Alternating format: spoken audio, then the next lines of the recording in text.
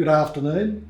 I'm Vincent Morfuni, and on behalf of the Australian Calabrese Cultural Association, I welcome you to this edition of the program Sono Calabrese, which is a series of conversations between myself and members of our community, and where they share with us their experiences of their coming from Italy to Australia and their life experiences here in Australia. Those of you that have been watching the programs will know that there's been a large diversity of people who've been interviewed, ranging from engineers, politicians, public servants and musicians.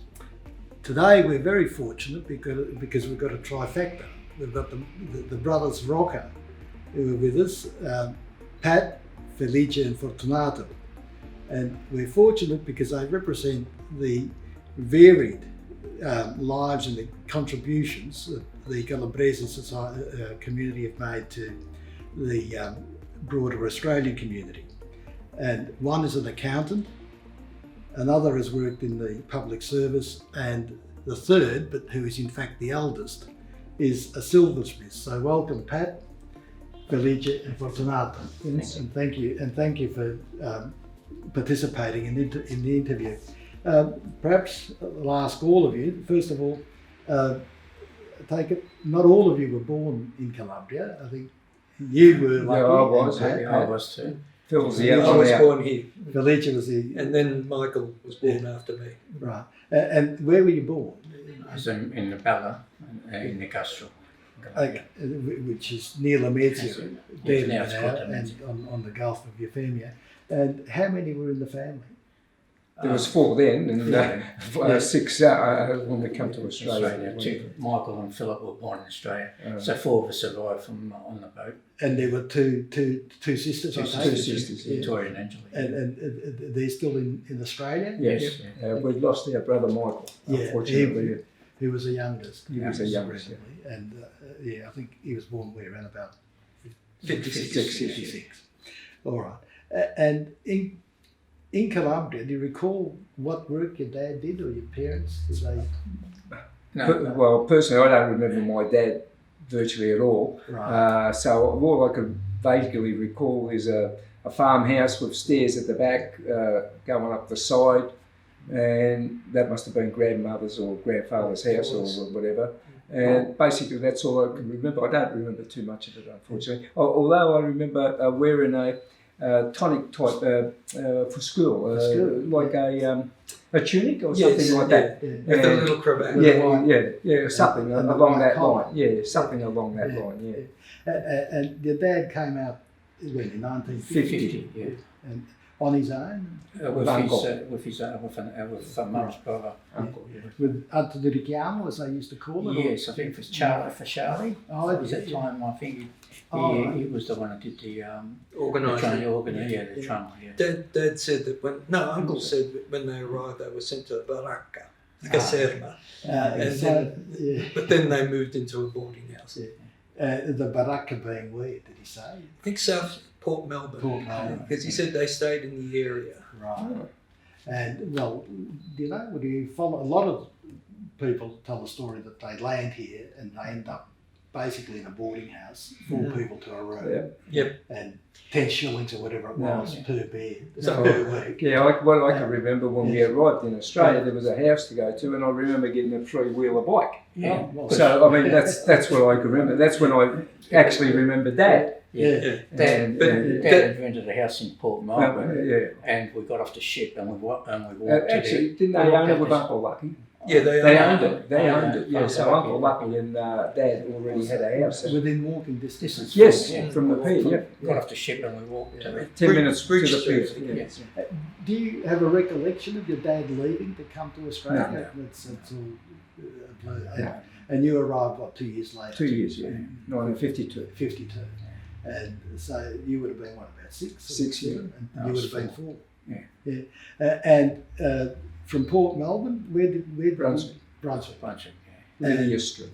Right. And how long did you live in Lydia Street? 1.5 years, I guess. Oh, That's three. I three thought. years. Dad bought the shop in 57. So then no. Dad bought in 56. He bought that 56 shop. on the 60 in Rathdown Street. So we come And to Carlton. when he bought the shop in Rathdown Street, did you live on the We premises? lived upstairs, and the 6 of us, six kids lived upstairs in one big bedroom, and it was divided into two for the boys and the two girls. Yeah, yeah.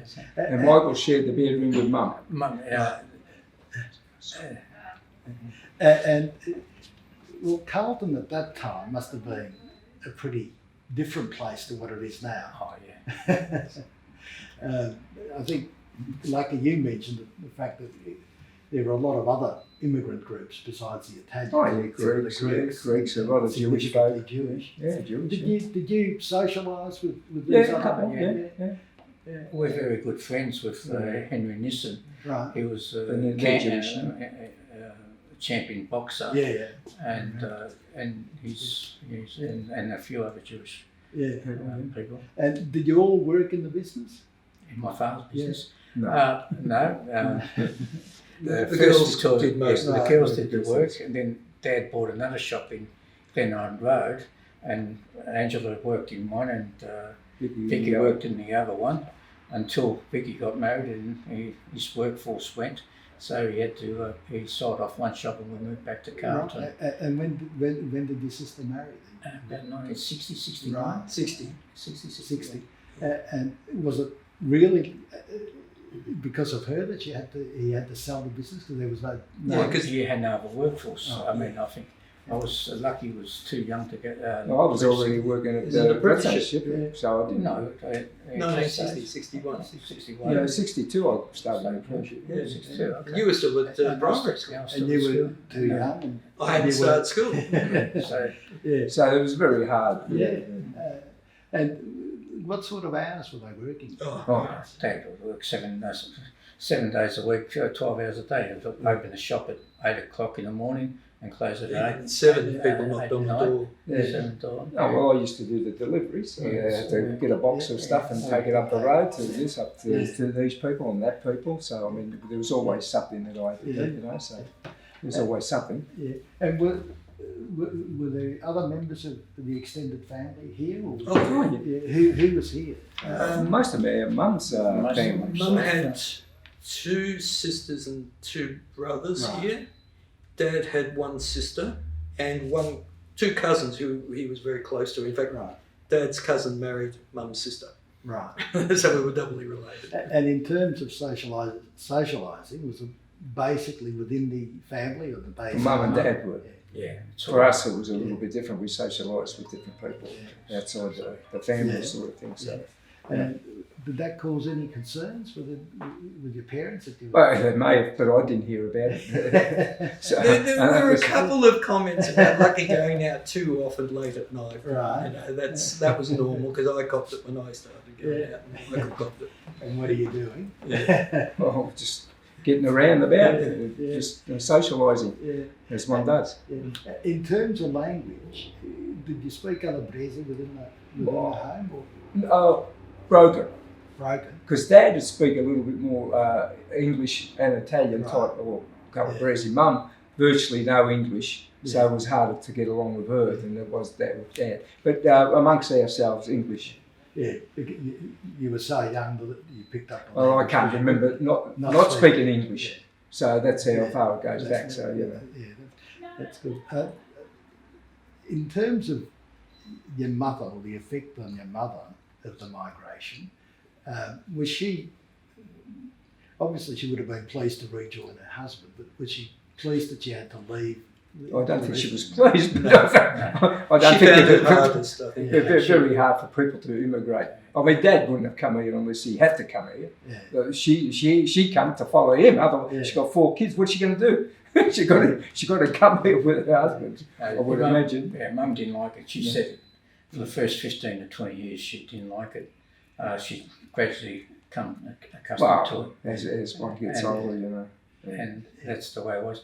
And even after they retired, She never bothered going never there. wanted to go back to Italy because she said, if I go back, I have to leave it again, and she didn't want to. Yeah, It was too much of a break.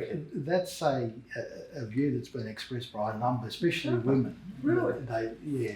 Oh, and you can understand why. They would have been displaced because they've gone from the small bears where they knew everybody and they had a certain level of influence to a large city where they knew very few, couldn't speak the language, and suddenly it's as if they were redundant except for labour, and within the home. So It would have been very hard, I would imagine. Yeah, my mum's social life was the shop, us. And that's Although amazing, she didn't work in the shop because she didn't have the confidence. She and going out with her sister to the Vic Market was an outing. it was the only outing she really had in And social she loved life. it. Yeah. She loved going and walking. And that's- But every day she had a And group of church. friends at church, And and that church was the every big morning. thing. have you been back to the bears at Bedlam? Well, I've been 3 or 4 times. 'Cause I ask because when you compare the way they live there, it's so different in the sense that even now, in the afternoon everybody's out. Yeah. Whether they for the bus charter, the coffee and Yes. everything else, but they're all socialising. Whereas here we're beavering away, Yeah. trying to earn a living. Yeah. But it has changed even a bit there. I mean, Yeah. I was born here, but I've been back to Italy now 10, You've 11 been probably times. more times than all of us. Yeah, and the life is good for them, which is good, Yeah. but they probably don't have the space we have, No. and the benefits that we have. But it's good that things are much better there than they would at work. Oh, they were economically. I think they're not that good at the moment. But that's true. And so you all went to school here. You, Pat, and Lucky went to Lee Street, Lee Street Yeah, first, Primary. then Collingwood Then Tech. at Collingwood Tech and Pat, you went off to into Western accounting. Institute as a accountant, yeah. But before you went to accounting, you did other work, didn't you? Oh no, I did accounting, then I went into the pub business for about 5 years. Yeah. Hotels and restaurants for 5 or 6 years. Oh, that would have that's- been a real experience. Well, lively 5-year period. Yeah. And then you went back to accounting Accounting, and been in the accounting firm at Rocca for what, Yeah, 35 I years. started 40 years ago. And Lucky you went off and did an apprenticeship. Yeah, sort of. And you're unique because what made you choose to go into goldsmithing and silversmithing? Oh, nothing spectacular. It was just You an had the outing. ability. No, it was an outing. They take you out on excursions at the end of the year. I was in my third year. Those days, third year was leaving. You could take an apprenticeship, and we had an excursion at a silversmithing place. Right. Went there and we got back, and it was just a normal excursion. And the teacher approached me later on and he says, "Listen, there's a apprenticeship going at that place that we went to. I think you might suit the job because you're good at metalwork." This is our metalwork teacher, Donald Lockyer it was. And he says, "Go and speak to them, see if whatever." So there was about 3 of us, I think, from our particular class, metal class, went there. And we had to talk to the people in charge there, or the boss who was there then, Stephenson.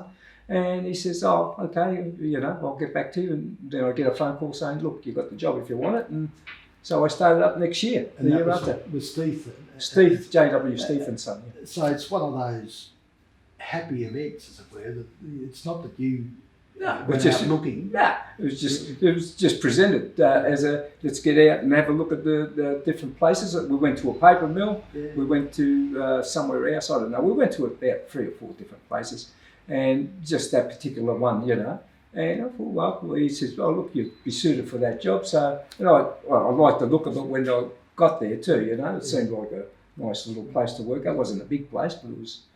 So that's how it worked. And Vanessa, you Well, Michael and I were the babies of the family, Yeah. so we ended. were the sport one. Yeah, well, Michael was particularly.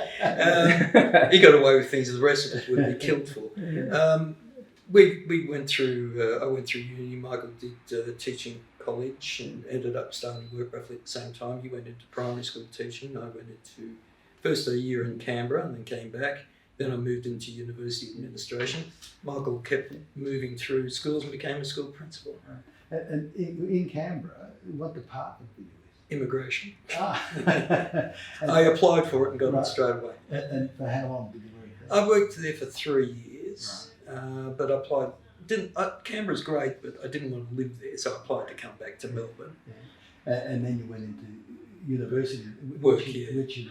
I had a couple of stints at Melbourne, at La Trobe, and the Catholic Uni. Different Well, times. you would have seen some pretty dramatic changes then in your life because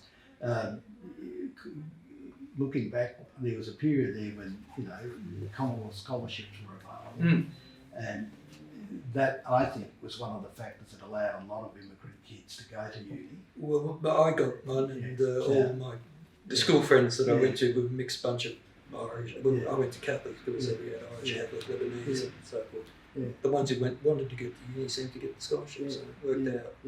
Yeah, so the studentships allowed a number of people to go through university, but then they had to work for, I think, 3 or 4 years as a teacher before they could leave.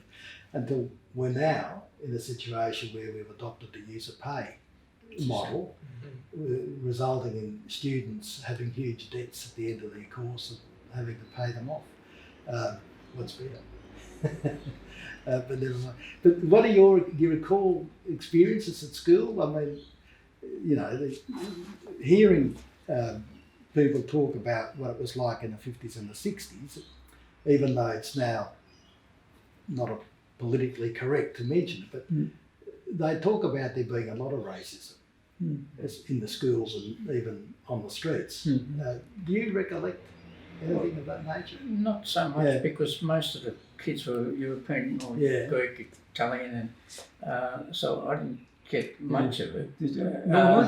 I think the streets. Maybe because of the area that it was in either Brunswick, which is a lot of Italians and Greeks and so forth, and then we moved to Cardiff, Greeks and Italians again. So probably we didn't get the rafa, but a lot of people sort of.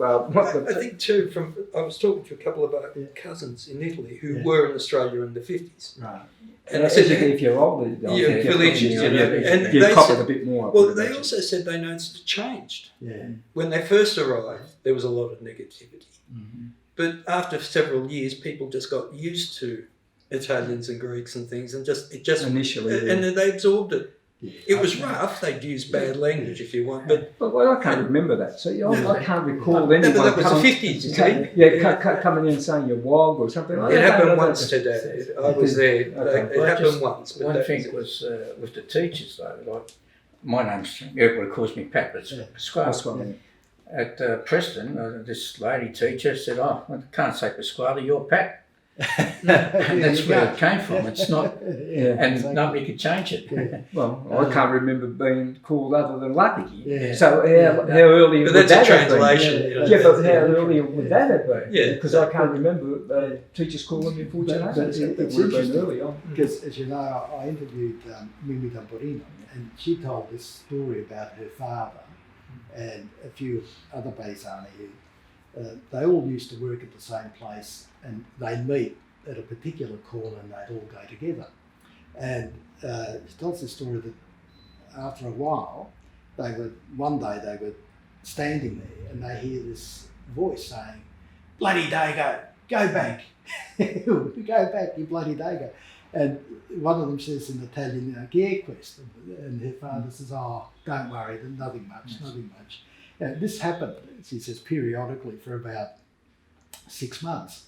And then one day, one of the other people arrived first, and he's standing there. Her father arrives, and it's raining. And the other bloke's got an umbrella, standing under the umbrella, and this voice again starts, "Bloody Dago, go home, bloody Dago, go home." So the bloke looks over the fence, and it's a cocky. So he bashes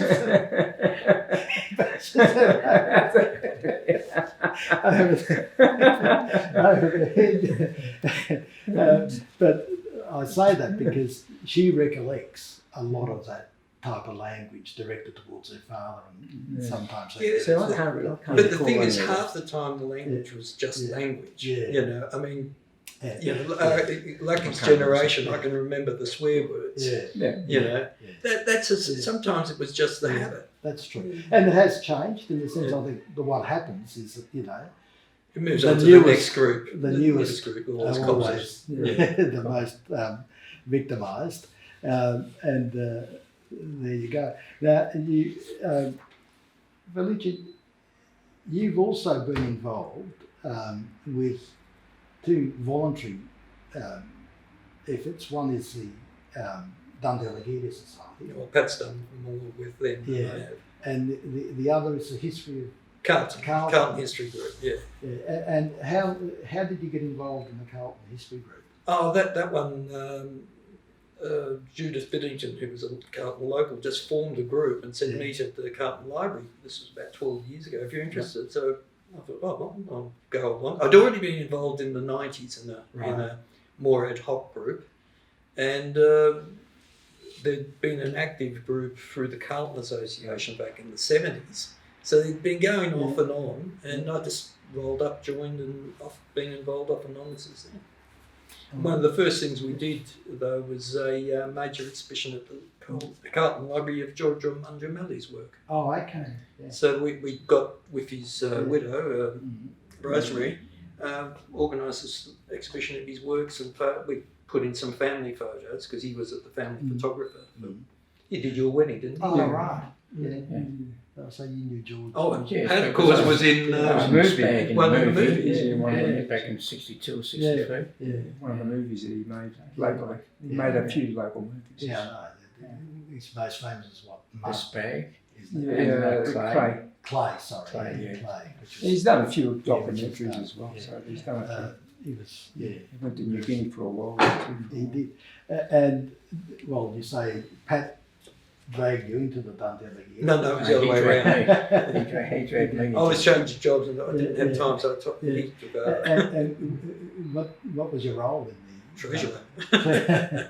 And what does it do? What's its? Well, Dante's Alighieri is a sort of, you could call it the high end of Italian culture, especially literature and language. I mean, the practical stuff is teaching Italian, Right. but it's also to promote Italian culture and literature, especially Dante Alighieri, who's it's basically what you call the Italian Shakespeare, if you use those comparisons. Yeah. I was there during when Tom Hazel. Tom Yeah, Hazel Tom was such a Hazel. great friend of Italians. Right. Yeah. He asked me to join. Oh, okay. And then you drag Paddy. Yeah. And And lucky You're I still still there? Yeah, I'm still there. as the treasurer. No, I just do the accounts, funding and audits. Oh, okay.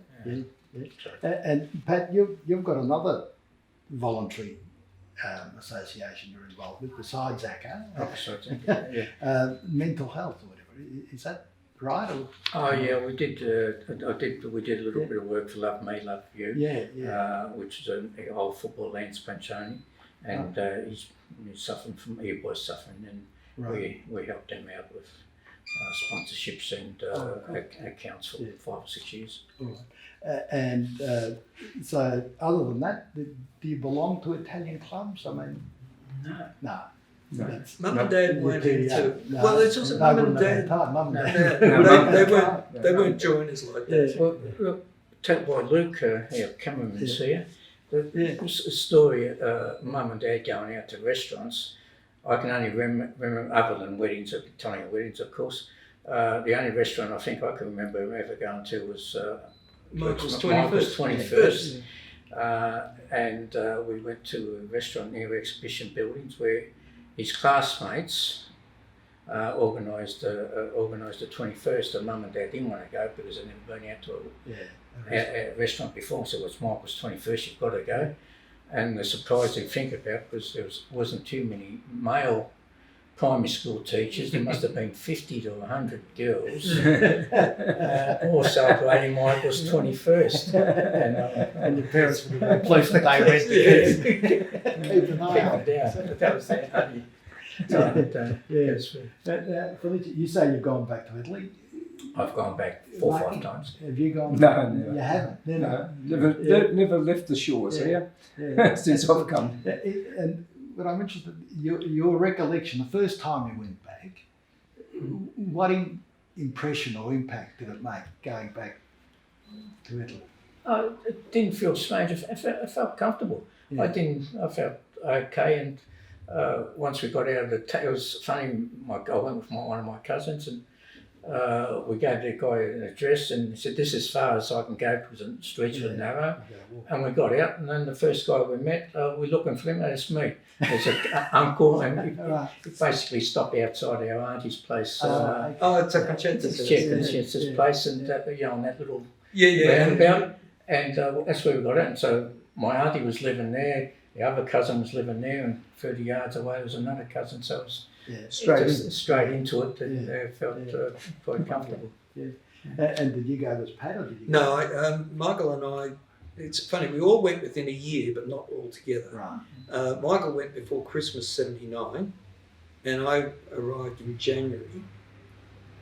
And Michael had gone away for a week or two, so I arrived, and my train was held up because I was coming from London. Right.